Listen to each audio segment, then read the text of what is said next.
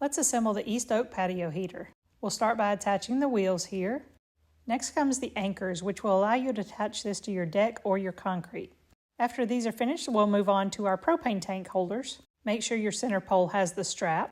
And the next thing we'll do is attach these to the center pole and screw all this down really tight. You'd want to make sure that this is very secure.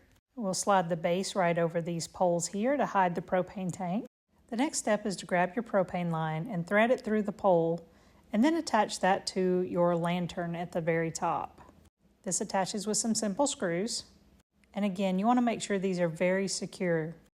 After attaching the pole to the heater, we're going to move on to take the plastic wrap off of the reflecting shield.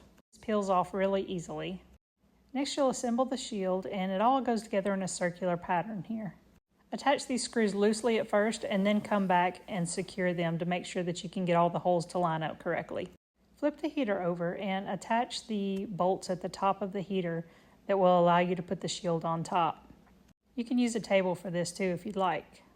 If you don't have a second person to help you, lay the heater across a solid object and then attach the shield to the very top of the heater.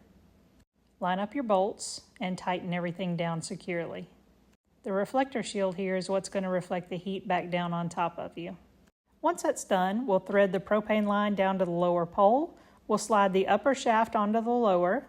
Go ahead and grab your next set of screws and insert them into the 4 holes. Only hand tighten them at this point because you may have to lift up on the upper pole to get those holes to align just right. Next, you'll go ahead and tighten those down firmly and securely. This would definitely be easier with 2 people, but I was able to do this by myself. I'm really looking forward to using this winter. What a great looking product.